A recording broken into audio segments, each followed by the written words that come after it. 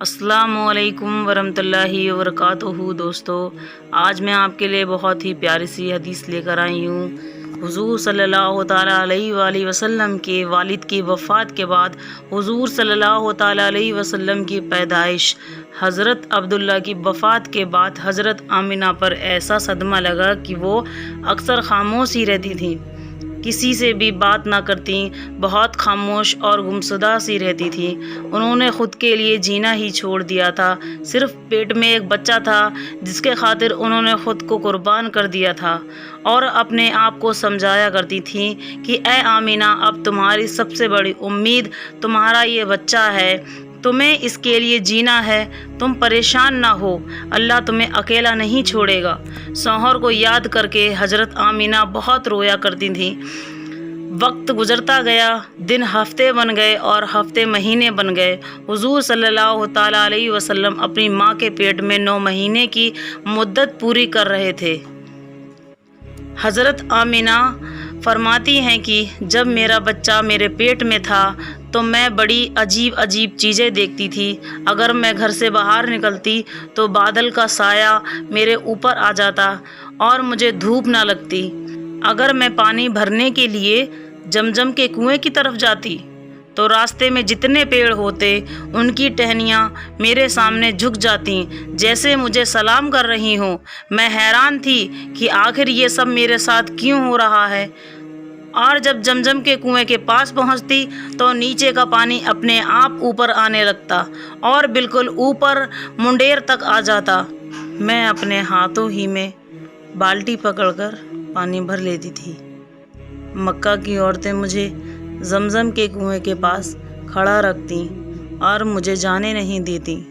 وہ کہتی کہ اے آمنہ، تم تھوڑی دیر اور کھڑی رہو، ورنہ تمہارے جانے سے یہ پانی ابھی نیچے چلا جائے گا اور پھر ہمیں بھرنے میں بہت تکلیف ہوگی۔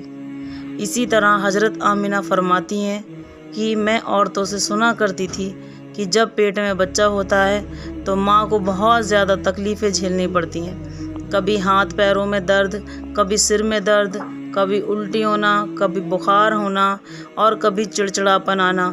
یہ ساری باتیں سن کر مجھے اپنے بارے میں بڑی حیرانی ہوتی تھی کہ مجھے تو ان 9 مہینے میں کوئی بھی ایسی تکلیف دیکھنے کو نہ ملی، یہاں تک کہ جب تک میرا بچہ میرے پیٹ میں رہا تو میرے سر میں تک درد نہیں ہوا۔ اسی طرح حضرت آمنہ کو بڑے عجیب خواب بھی نظر آتے تھے۔ وہ فرماتی ہیں کہ جب میں رات کو سوتی تو مجھے خواب میں نظر آتا کہ میرے جسم کے اندر سے ایک نور نکلتا ہے اور اس نے ساری دنیا کو روشن کر دیا ہے۔ یہ سب دیکھ کر مجھے یقین ہو چکا تھا کہ میرے پیٹ میں جو بچہ ہے وہ کوئی عام انسان نہیں ہے۔ حضور صلی اللہ تعالیٰ علیہ وسلم کے دادا حضرت عبدالمطلب دن رات کعبے کے پاس جا کر اس کا غلاف پکڑ کر اللہ سے رو کر دعا کرتے کہ یا اللہ، میرا بیٹا عبداللہ تو اب اس دنیا میں نہیں رہا، لیکن اس کے گھر میں ایک بچے کی پیدائش ہونے والی ہے، یا اللہ اس بچے کی حفاظت فرمانا اور میرے عبداللہ کی نسل باقی رکھنا۔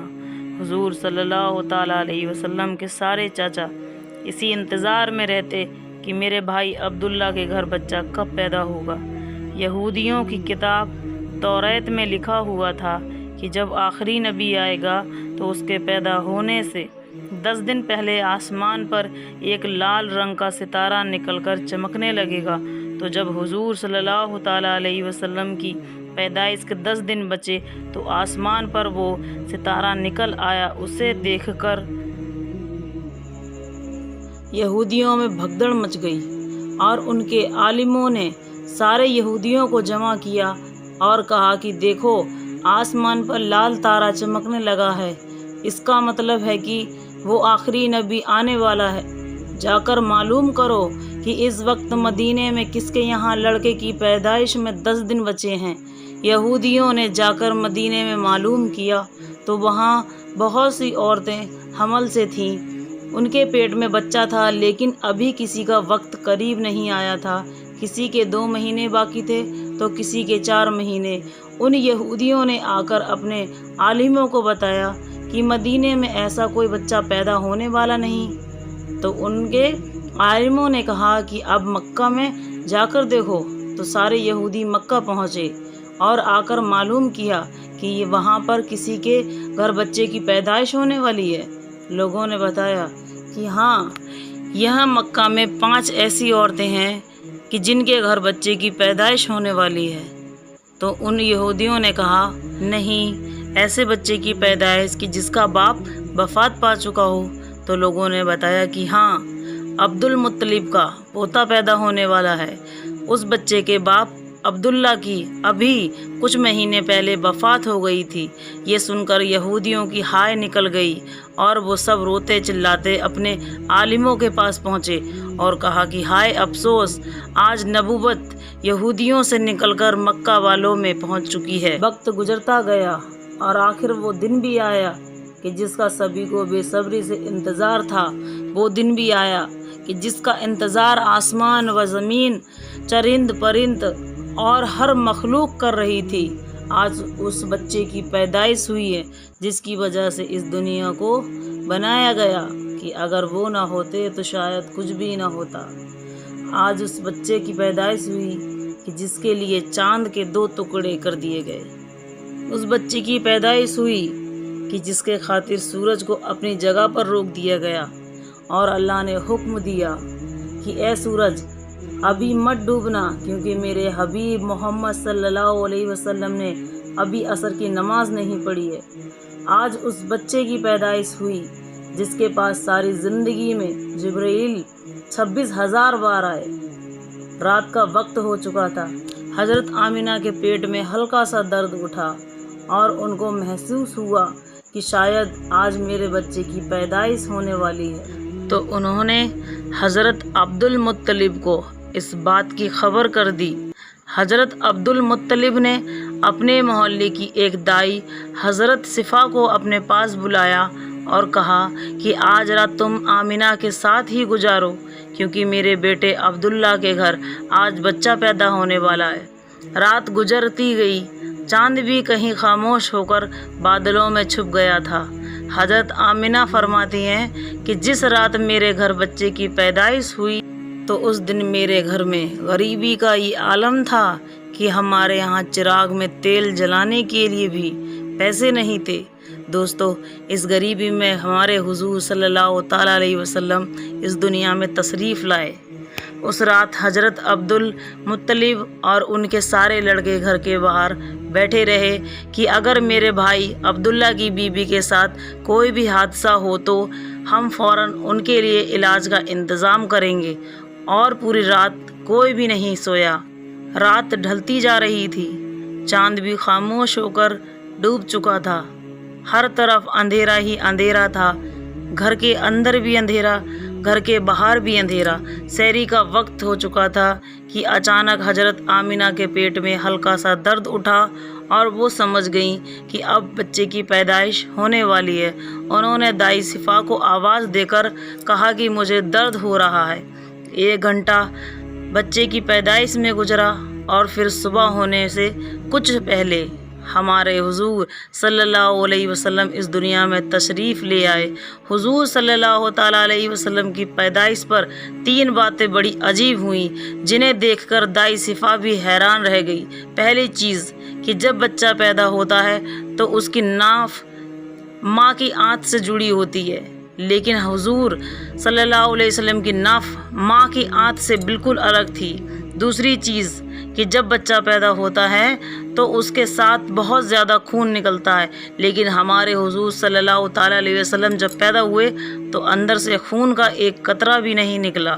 تیسری چیز کہ جب لڑکا پیدا ہوتا ہے تو اس کا ختنہ نہیں ہوا ہوتا ہے، لیکن ہمارے حضور جب پیدا ہوئے تو آپ کا ماں کے پیٹ کے اندر سے ہی ختنہ ہوا تھا، دنیا میں آپ کا ختنہ نہیں کیا گیا۔ یہ 3 چیزیں دیکھ کر دائی صفا گھبرا گئیں اور حضرت آمینہ سے کہنے لگیں کہ اے آمینہ، میں نے اپنی ساری زندگی میں ایسا بچہ نہیں دیکھا۔ حضرت صفا نے حضور صلی اللہ تعالیٰ علیہ وسلم کو اپنی گود میں لے کر ایک طرف زمین پر لٹا دیا، दाई सिफा ने जैसे ही हुजूर सल्लल्लाहु ताला अलैहि वसल्लम को ज़मीन पर लिटाया तो हुजूर सल्लल्लाहु अलैहि वसल्लम ने एक झटके में करवट बदली और घुटने टेक कर सीधे सजदे में चले गए। यह देखकर आमिना की हैरानी की इंतहा न रही। पूरे 15 मिनट तक हुजूर सल्लल्लाहु अलैहि वसल्लम सजदे में रहे और फिर अपना सर उठाकर आसमान की तरफ उंगली से इशारा किया और सारी दुनिया को बता दिया कि ये लोगों, इस दुनिया को पैदा करने वाली जात सिर्फ एक अल्लाह की है। हज़रत आमिना फरमाती हैं कि मैंने अपने बच्चे को अपनी गोद में लिया और अचानक क्या देखती हूँ कि आसमान के तारे ज़मीन के करीब होते चले आ रहे हैं और फिर अचानक एक बादल का साया मेरे कमरे के अंदर आया और फिर मेरी गोद से मेरा बच्चा उस बादल के साये में गायब हो गया। उस बादल के अंदर से एक आवाज़ आने लगी कि ए जिब्राइल, इस बच्चे को सारी दुनिया का चक्कर लगाओ, सारे नबियों की खूबियाँ दो, इसे यूसुफ की खूबसूरती दो, इसे अय्यूब का सब्र दो, इसे इब्राहीम की दोस्ती दो, इसे दाऊद की मीठी ज़ुबान दो। और फिर हज़रत आमिना फरमाती हैं कि थोड़ी देर बाद वो बादल का साया ख़त्म हो गया और मैं देखती हूँ कि मेरा बच्चा मेरी गोद में लेटा हुआ था। सुबह होने वाली थी। दाई सिफा ने बाहर निकलकर हुजूर के दादा अब्दुल मुत्तलिब को खुशखबरी सुनाई और कहा कि ए अब्दुल मुत्तलिब, तुझे पोता मुबारक हो। यह सुनकर रात भर के जागे अब्दुल मुत्तलिब की सारी थकन जैसे एक पल में ख़त्म हो गई हो और वो इतना ज़्यादा खुश हुए कि उनकी आंखों से आंसू बहने लगे और दाई सिफा से कहा कि जल्दी से मुझे मेरा पोता ला कर दो। दाई सिफा जैसे ही हुजूर सल्लल्लाहु अलैहि वसल्लम को बाहर लेकर आई तो नज़र पड़ते ही सबके होश उड़ गए कि इस कदर खूबसूरत बच्चा आमिना के घर पैदा हुआ।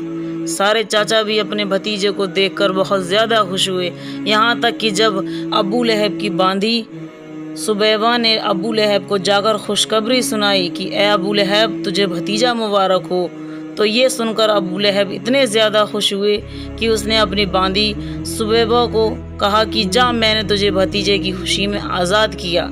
हज़रत अब्दुल मुत्तलिब बहुत बूढ़े हो चुके थे, लेकिन फिर भी मारे खुशी के अपने पोते को गोद में लिए काबे की तरफ दौड़ते जा रहे थे। सारे मक्का वाले भी खुशी से नारा लगाते हुए हज़रत अब्दुल मुत्तलिब के पीछे चल रहे थे। काबे के पास पहुंचकर अब्दुल मुत्तलिब ने अल्लाह से दुआ मांगी कि अल्लाह, मेरे पोते को सलामत रखना और उसे ज़िंदगी में बहुत बड़ा इंसान बनाना। शायद अब्दुल मुत्तलिब को पता ही नहीं था कि उनका पोता तो वो इंसान है जिसके खातिर इस दुनिया को बनाया गया है। उनका पोता इतना बड़ा इंसान है कि अल्लाह ने मेराज के मौके पर उसे ज़मीन से उठाकर सातवें आसमान पर अपने सामने बिठाया और उससे बातें की। उनका पोता तो वो इंसान है कि जिसे मायूस देखकर और उसकी आंखों से आंसू देखकर आसमानों पर तहलका मच जाता है। हज़रत अब्दुल मुत्तलिब ने काबे का गिलाफ पकड़कर अपने पोते के लिए दुआ मांगी और फिर उन्होंने अपने पोते का नाम मोहम्मद रखा। मोहम्मद का मतलब होता है कि जिस इंसान की बहुत ज़्यादा तारीफ़ की जाए। ये नाम सुनकर मक्का वाले कहने लगे कि ए अब्दुल मुत्तलिब, ये कैसा अजीब सा नाम तुमने अपने पोते का रख दिया है, हमने तो आज तक ऐसा नाम नहीं सुना। तो हज़रत अब्दुल मुत्तलिब ने जवाब दिया कि ए मक्का वालों, तुम्हें क्या पता कि मेरे इस बच्चे की एक दिन कैसी शान होगी, लोग इसके पीछे चलेंगे। एक बार हुजूर सल्लल्लाहु अलैहि वसल्लम मदीने में अपने सहाबा इकराम के साथ बैठे हुए थे तो हुजूर सल्लल्लाहु अलैहि वसल्लम के चाचा हज़रत अब्बास ने फरमाया कि ए अल्लाह के रसूल, मुझे बचपन ही से मालूम हो गया था कि आप बड़े होकर कोई बहुत बड़े इंसान बनोगे। हुजूर सल्लल्लाहु अलैहि वसल्लम ने पूछा कि ए चाचा जान, आपको कैसे पता चला? तो हज़रत अब्बास रज़ियल्लाहु ताला ने फरमाया कि ए अल्लाह के रसूल, जब आप 2 महीने के थे तो एक रात मैंने आपको देखा कि आप चारपाई पर अकेले लेटे रो रहे थे। मैंने आपको चुप कराने की कोशिश की, लेकिन आपने मेरी तरफ नहीं देखा बल्कि अचानक आसमान की तरफ देखकर मुस्कुराने लगे। मैं हैरान रह गया। मैंने भी आसमान की तरफ देखा तो मेरी नज़रें फटी रह गईं। मैंने देखा कि चांद आपकी उंगली के इशारे पर नाच रहा है آپ जिधर उंगली ले जाते हैं चांद उधर दौड़ता है। ये मंजर देखकर मैं समझ गया कि आप कोई आम इंसान नहीं हैं। हुजूर सल्लल्लाहु अलैहि वसल्लम ने फरमाया कि हाँ मेरे चाचा जान, आप सही फरमा रहे हैं कि बचपन में चांद मुझे कहानियाँ सुनाता था, मेरे साथ खेलता था और मुझे रोने नहीं देता। सुबहान अल्लाह, ऐसे थे हमारे नबी जिनके घर में इतनी गरीबी थी कि उनकी माँ अपने इस यतीम बच्चे के लिए एक खिलौना तक नहीं खरीद सकती थी। तो अल्लाह ने चांद ही को हुक्म दे दिया कि ए चांद, तुम मेरे महबूब के लिए खिलौना बन जाओ, उसे रोने मत देना। हुजूर सल्लल्लाहु अलैहि वसल्लम की जिस दिन पैदाइश हुई तो उस दिन दुनिया में जितने भी बुत थे वो सब ज़मीन पर औंधे मुँह गिर गए। ईरान के बादशाह के दरबार में 1000 साल से एक आग जल रही थी। वो लोग आग की पूजा किया करते थे। हुजूर सल्लल्लाहु अलैहि वसल्लम की जिस वक्त पैदाइश हुई तो एकदम वो आग बुझ गई और उस बादशाह ने अपने महल में अपनी शक्ल की 14 लाइटें बनवा रखी थी। हुजूर सल्लल्लाहु अलैहि वसल्लम की पैदाइश पर वो सारी लाइटें धड़ाम से ज़मीन पर जाकर गिरी। अगले दिन दोपहर के वक्त एक यहूदी आदमी अपना कुछ सामान बेचने के लिए मक्का आया हुआ था। तो उसने आसमान पर देखा तो उसे वो सारी निशानियां दिखने लगीं जो आखिरी नबी के पैदा होने की निशानियां थीं। तो उसने मक्का वालों से पूछा कि क्या आज किसी के यहाँ बच्चा पैदा हुआ है? तो लोगों ने बताया कि हाँ, फलां फलां औरत के यहाँ लड़का हुआ है। उस यहूदी ने कहा कि नहीं, ऐसा बच्चा कि जिसका बाप ना हो। तो लोगों ने बताया कि हाँ, अब्दुल मुत्तलिब का पोता पैदा हुआ है। उस यहूदी ने कहा कि मुझे चलकर दिखाओ, मैं उस बच्चे को देखना चाहता हूँ। फिर वो यहूदी हज़रत आमिना के घर पहुँचा और हुजूर सल्लल्लाहु अलैहि वसल्लम को अपनी गोद में लिया और फिर पलटकर हुजूर सल्लल्लाहु अलैहि वसल्लम की पीठ को देखा तो उसकी चीखें निकल पड़ी, क्योंकि हुजूर सल्लल्लाहु अलैहि वसल्लम की पीठ पर नबी होने की मोहर लगी हुई थी। जब उस यहूदी ने नबूवत की मोहर देखी तो रोता हुआ कहने लगा कि हाय अफसोस, आज यहूदी के हाथ से नबूवत निकल गई, अब उनकी बर्बादी बहुत करीब है।